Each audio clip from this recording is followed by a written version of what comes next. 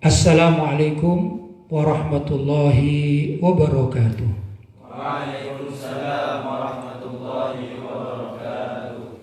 Alhamdulillah.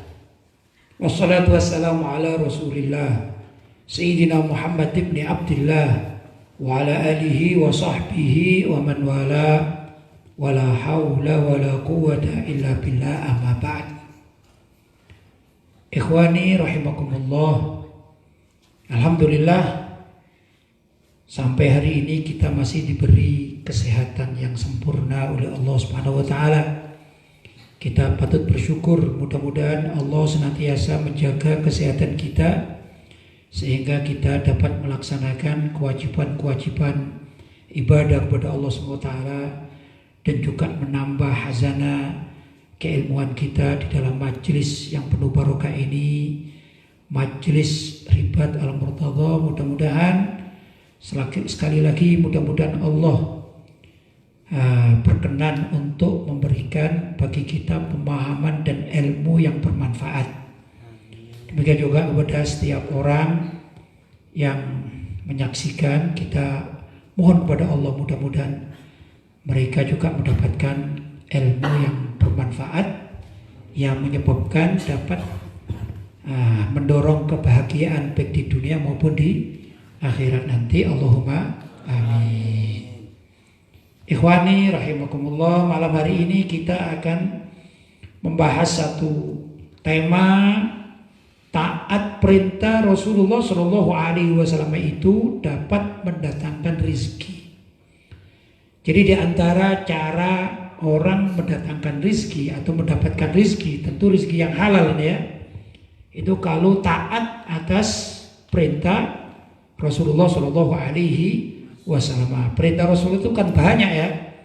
Ya sekarang tertulis dalam hadis-hadis Nabi ya, ada dalam kitab-kitab Sahih Bukhari ada, Sahih Muslim ada, Sunan At-Tirmidzi ada, Sunan Ibnu Majah ada, ya, Sunan Abi Dawud ada, dan lain sebagainya. Masih banyak kitab-kitab terkait dengan hadis Nabi Muhammad SAW. Di situ ada perintah-perintah Nabi. Kalau kita mentaati perintah itu, ternyata bisa mendatangkan rezeki. Rezeki itu dari siapa sih? Dari Allah Subhanahu wa taala. Sedangkan Nabi Muhammad itu siapa? Kekasih Allah Subhanahu wa taala. Kalau kita mentaati kekasih Allah, yaitu Nabi Muhammad SAW, tentu Allah senang kepada kita. Kalau Allah senang kepada kita, maka tidak menutup kemungkinan Allah mengirimkan rezeki dari sekira kita tidak pernah berpikir dari mana itu asal rezeki tersebut, ya. Karena taat kepada Nabi itu sama halnya taat kepada Rasul kan, karena taat kepada Nabi itu sama halnya taat kepada Allah Subhanahu wa taala. Itu kan perintah Allah Subhanahu wa taala tentang ketaatan kita. Wajib kita taat kepada Rasulullah Shallallahu Alaihi Wasallam. Karena itu mari silakan, sebagaimana kemarin kita baca salah satu artikel yang pernah saya tulis. Silakan Ustaz.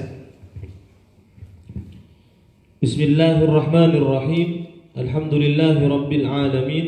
Wassalatu wassalamu ala ashrafil anbiya wal mursalin Sayyidina Muhammadin wa ala alihi wa sahbihi ajma'in, amma ba'd. Taat perintah Rasulullah Sallallahu Alaihi Wasallam itu dapat mendatangkan rezeki. Karya Kiai Haji Lutfi Basari. Para sahabat adalah golongan yang paling ikhlas dalam menjalankan perintah Rasulullah Sallallahu Alaihi Wasallam. Umumnya mereka tidak banyak mengeluh, apalagi mempertanyakan kepada Rasulullah Sallallahu Alaihi Wasallam jika ditugaskan mengerjakan sesuatu. Walaupun terkadang apa yang mereka lakukan itu sangat berat jika dihitung oleh standar kebanyakan orang di zaman sekarang. Ya, pertama begini, generasi terbaik dalam Islam itu adalah generasi pertama. Maksudnya generasi pertama yang mana di situ Rasulullah Shallallahu Alaihi Wasallam sebagai panutan, sedangkan jamaahnya, masyarakatnya, umatnya, yaitu para sahabat radhiyallahu taala anhum. Nah, tatkala para sahabat itu bergaul langsung, bersahabat langsung, bertemu langsung, belajar langsung, ya, mendapatkan pendidikan langsung dari Nabi Muhammad SAW, maka di situ bisa kita pelajari bagaimana sifat atau sikap para sahabat terhadap perintah Nabi Muhammad SAW. Dan di situ banyak hal yang dapat kita pelajari. Tentu berbeda dengan kondisi zaman sekarang, ya. Kalau kondisi zaman sekarang ini orang misalnya terhadap orang tua misalnya diperintah, ya, itu banyak yang berpikir sebentar dulu, gitu. Cocok dah aku kan gitu ya. Nah, itu kepada orang tua. Demikian juga kepada pewaris para nabi. Siapa pewaris para nabi? Yaitu para ulama. Al-ulama warathatul anbiya. Para ulama itu adalah pewaris para nabi. Nah, kalau pewaris para nabi ini yaitu para ulama, perintah dalam artian ini ulama yang ar-rasikhuna fil ilm, yang mendalami tentang keilmuan. Beliau mengamalkan juga apa yang diajarkannya, ya, benar-benar, dan takut kepada Allah, dan pokoknya kriteria ulama, ya, sesuai di dalam kaidah yang disepakati oleh ulama-ulama Ahlussunnah wal Jamaah, begitu ya.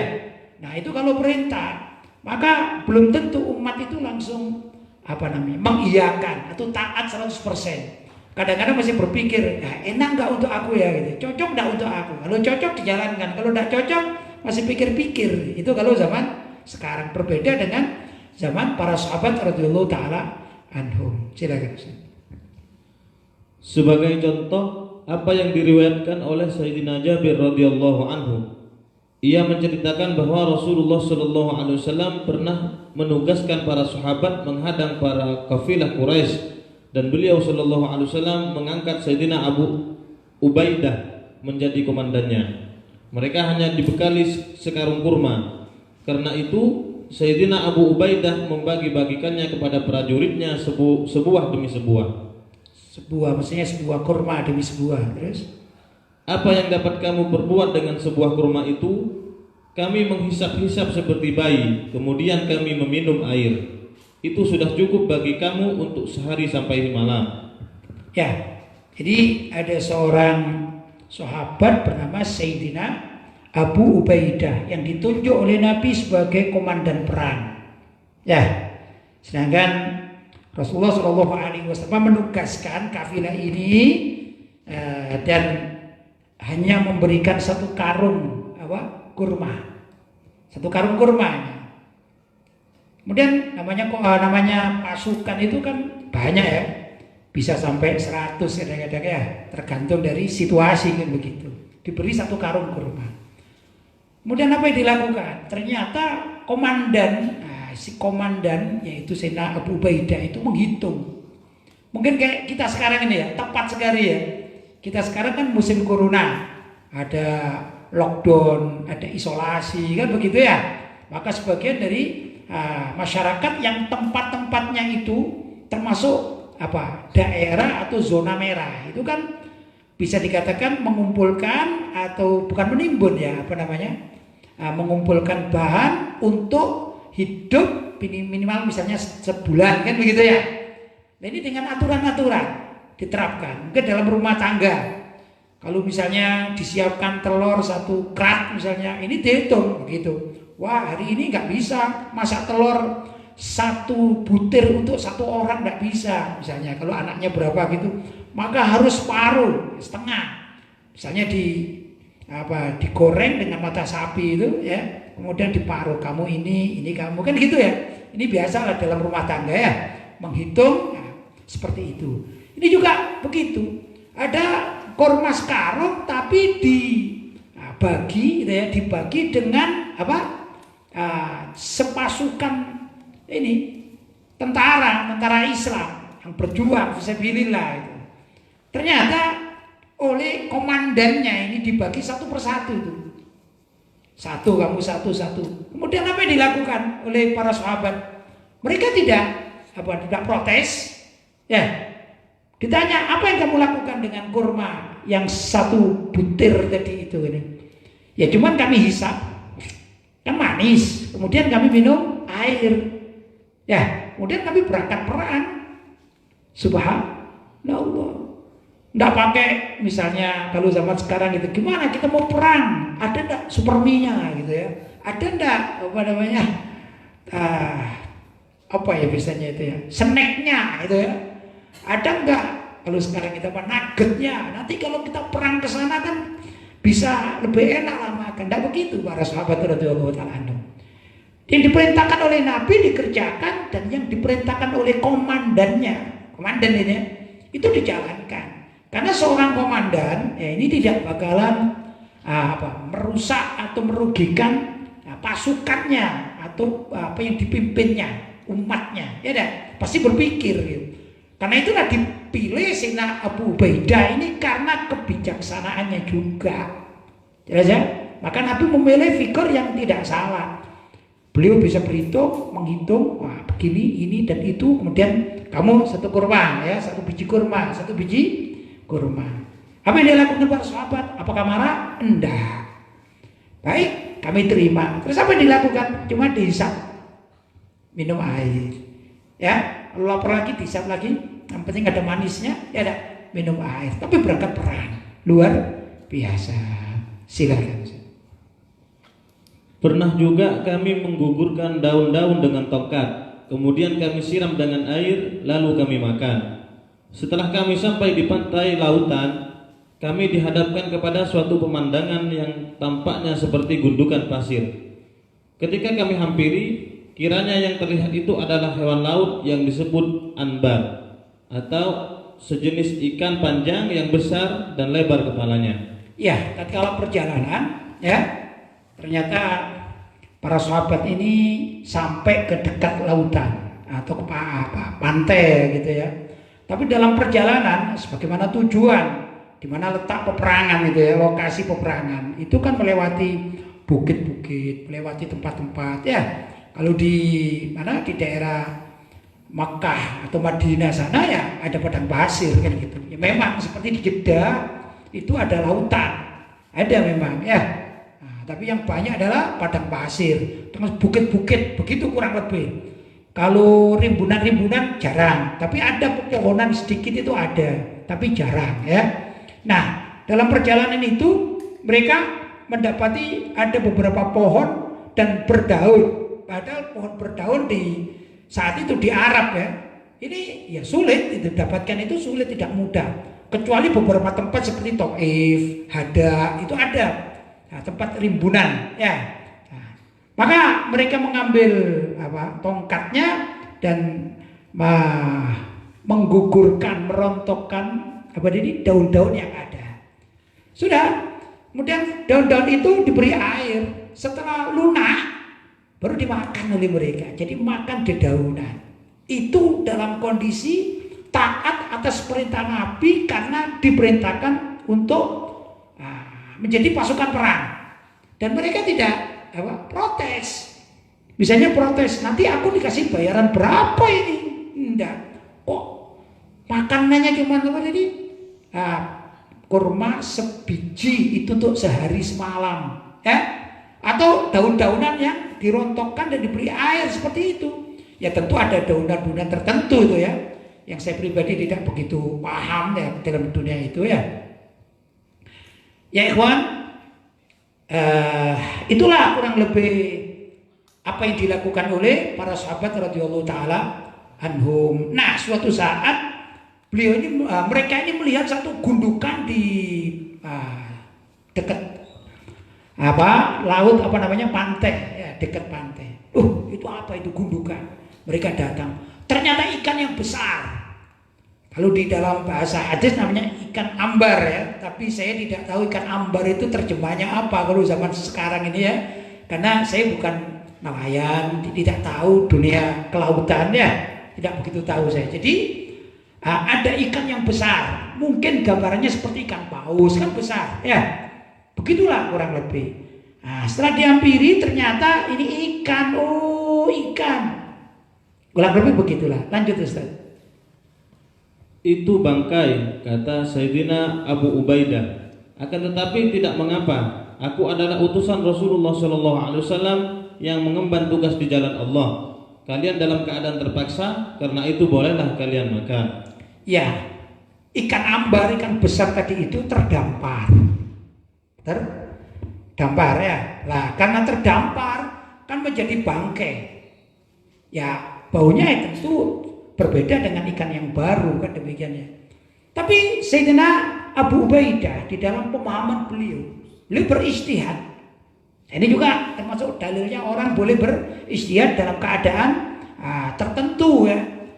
Beliau mengatakan itu bangkai. Ya, tentu sebelum ada keterangan-keterangan yang lain kan di zaman para sahabat gitu kan ya.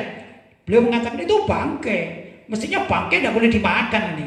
Tapi aku sebagai pimpinan, itu pimpinan pasukan, maka aku perintahkan pada kalian, ayo kita makan. Begitu. Karena apa? Ini suatu hal yang rezeki lah, barangkali begitu ya.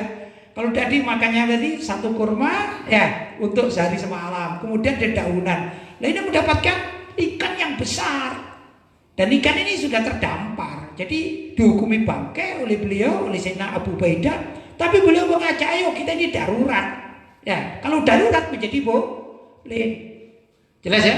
Ini juga hukum bahwasanya sesuatu yang dianggap darurat itu maka bisa membolehkan apa-apa yang semula hukumnya haram ya.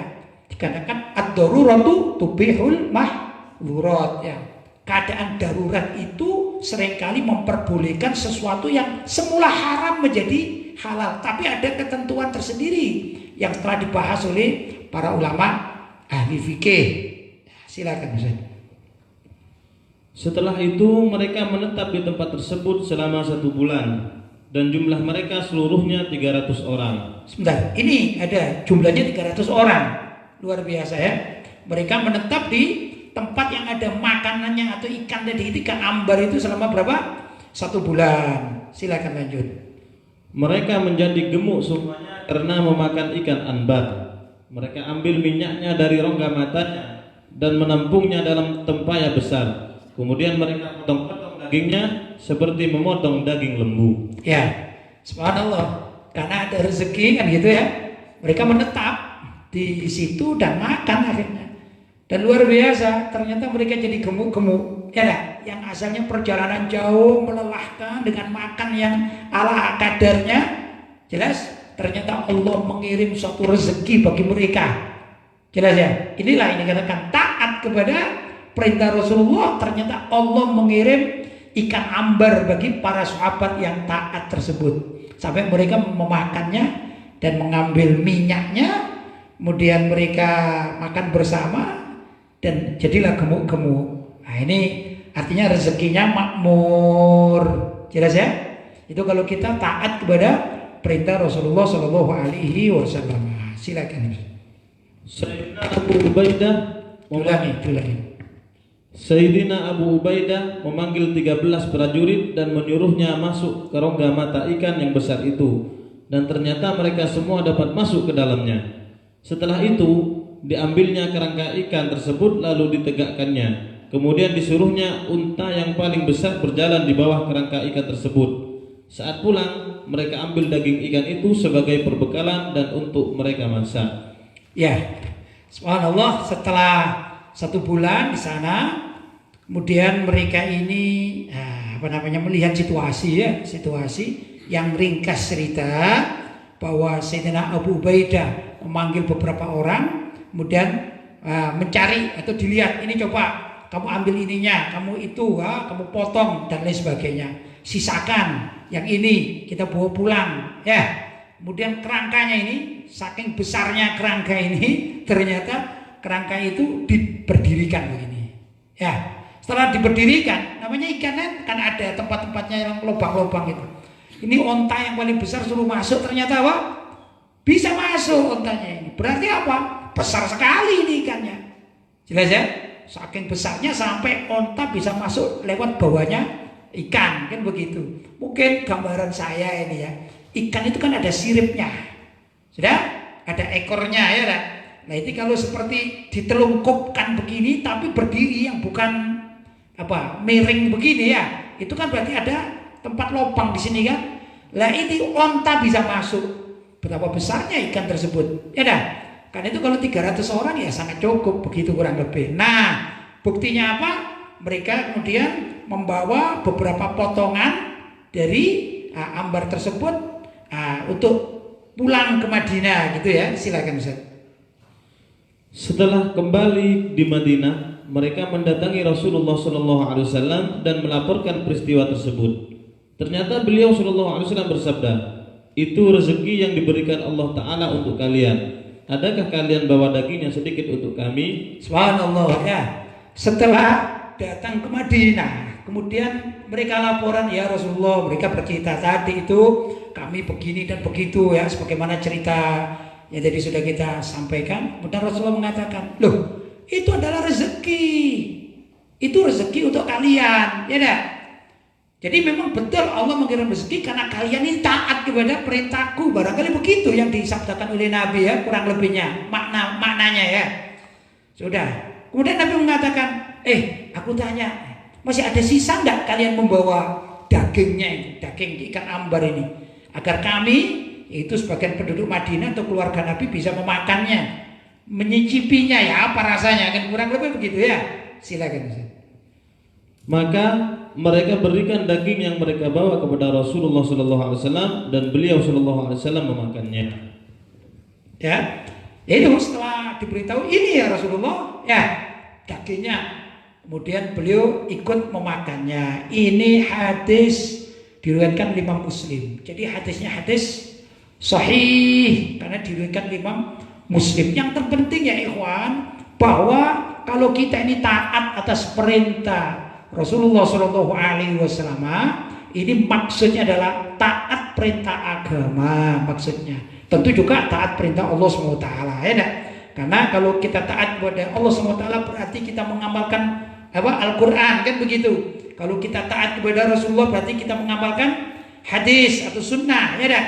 Kemudian kita juga taat atas anjuran, perintah dan lain sebagainya, sudah menjadi ijtihad para ulama dan kesepakatan mereka, karena para ulama itu warasatul anbiya. Arti lebih ringkas, kalau kita taat syariat, sesungguhnya ketaatan kita kepada syariat itu akan mendatangkan rezeki yang sekira tidak kita sangka-sangka. Jadi orang yang benar-benar taat kepada Allah, taat kepada Rasulullah, taat kepada hasil ijtihad para ulama salaf di dalam buku-buku mereka, itu yang dikerjakan, jangan khawatir rezekinya itu pasti diatur oleh Allah Subhanahu wa taala. Ya enggak?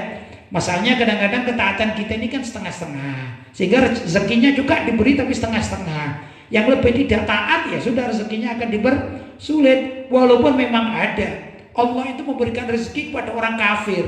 Tujuannya apa? Agar orang kafir itu semakin dia cinta dunia, besok di akhirat kecintaan pada dunia, apalagi yang tidak tahu halal dan haramnya, besok balasan yang pedih ini berlipat-lipat ganda atas kekafirannya dan juga atas kecintaannya terhadap dunia, sehingga dia berebut dunia. Karena itu kalau ada orang Islam, naudzubillah min dzalik, yang direbut hanya dunia dan dunia sampai lupa pada kewajiban akhirat dan syariatnya, ini bahaya ya, bahaya. Bahkan Nabi mengatakan urusan sholat saja ini ya, sholat kan urusan syariat ya, as-sholatu imaduddin, bahwa sholat itu tiang agama. Sampai Nabi itu membatasi begini, antara seorang muslim atau seorang mukmin, batasnya dengan orang kafir atau dengan kekafiran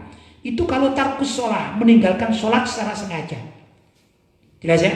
Meninggalkan sholat secara sengaja itu kamu gak sholat, ada apa sholat, gak perlu, yang penting aku kerja. Hidup di dunia kan untuk kerja, untuk makan. Masa hidup di dunia untuk sholat? Atau mungkin barangkali ada bahasa-bahasa mereka, masa saya kan kalau sholat itu seperti olahraga gini kan, saya cukup olahraga yang lain, ngapain begini-begini ya, sujud, ruku, sujud lagi, berdiri lagi, capek-capek aja. Nanti kalau waktunya saya olahraga sendiri, yang penting cari duit. Nah ini kalaupun Allah memberi uang atau rezeki bagi orang tersebut, sesungguhnya orang tersebut itu kelak di akhirat akan mendapatkan siksa yang berat. Karena apa? Dia meninggalkan sholat yang wajib, dan ini sudah hampir pada kekufuran. Orang meninggalkan sholat dengan sengaja, meninggalkan sholat dengan sengaja, dengan pilihan hidupnya meninggalkan sholat, ini sudah dihukumi hampir kafir ya. Nah, jadi walaupun dia ini bersyahadat, walaupun dia ini punya identitas KTP-nya Islam, tapi kalau dia sengaja tidak sholat dengan pilihannya sendiri, ini sudah batas-batas kekafiran sangat dekat sekali. Na'udzubillahi min dzalik. Jelas ya? Dan kadang-kadang orang demikian, kalaupun kaya raya, itu tidak bisa menikmati kekayaannya. Dia masih banyak pikiran-pikiran dan lain sebagainya, tergantung ini dan itu, terikat. Akhirnya dia tidak bisa menikmati. Berbeda dengan orang yang hatinya sudah baik, ya, hatinya suci, murni. Dia mendapatkan rezeki walaupun tidak banyak, tapi nikmat. Dia bisa menikmati kehidupannya. Dia bisa istirahat dengan nyaman, hidup dengan enak, ya dah. Kelihatannya makmur walaupun rezekinya dibagi yang ala kadarnya ya dari Allah SWT.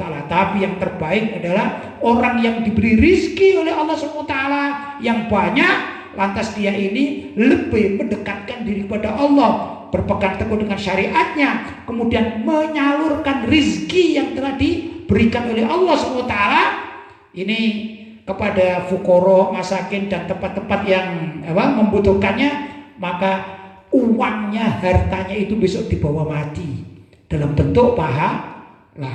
Jelas ya? Silakan.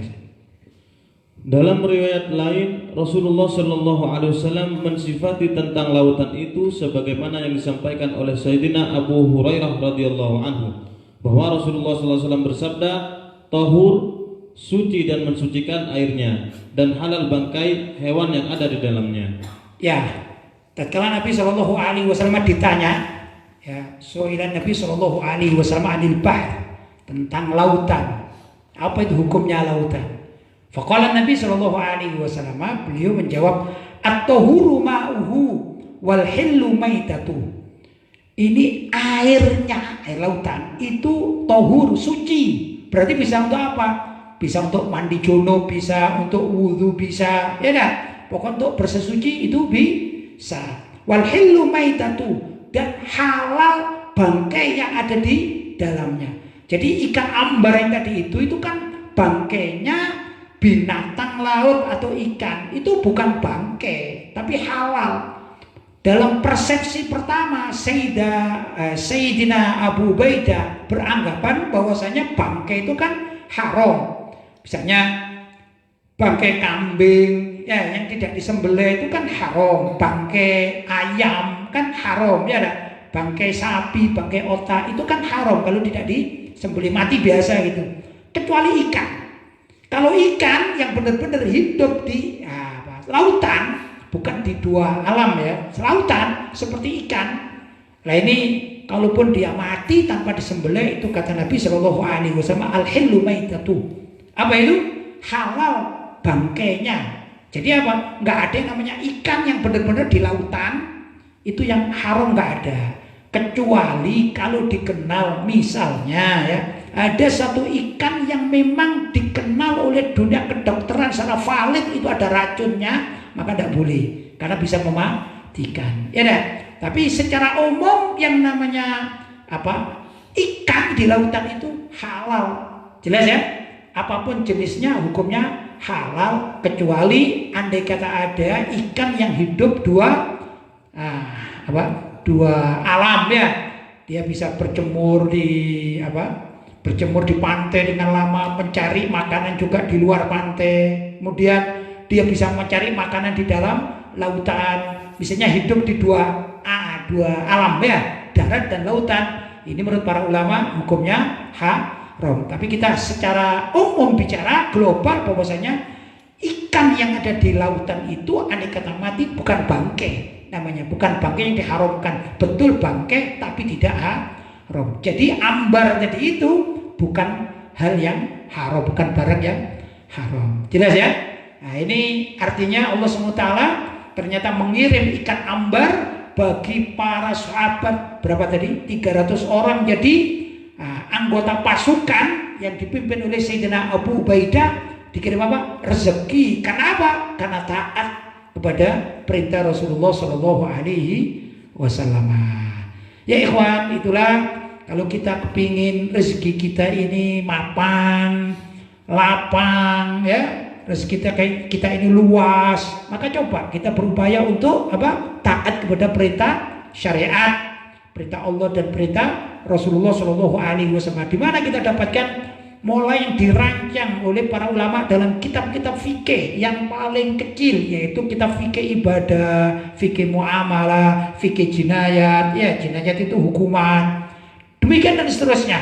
Ini kalau itu yang ditaati, luar biasa, rezeki ini akan terus mengalir. Kalau kita mulai anti terhadap syariat, apa syariat tidak perlu, kita hidup bukan di zaman Nabi kita hidup zaman sekarang, ada apa perlu syariat? Innaudzubillah min dzalik. Ya enggak, samping dia orang semakan demikiannya bisa kufur, kedua rezekinya akan dicabut oleh Allah Subhanahu wa taala. Jelas ya? Ya ikhwan, mudah-mudahan apa yang saya sampaikan ini ada manfaatnya.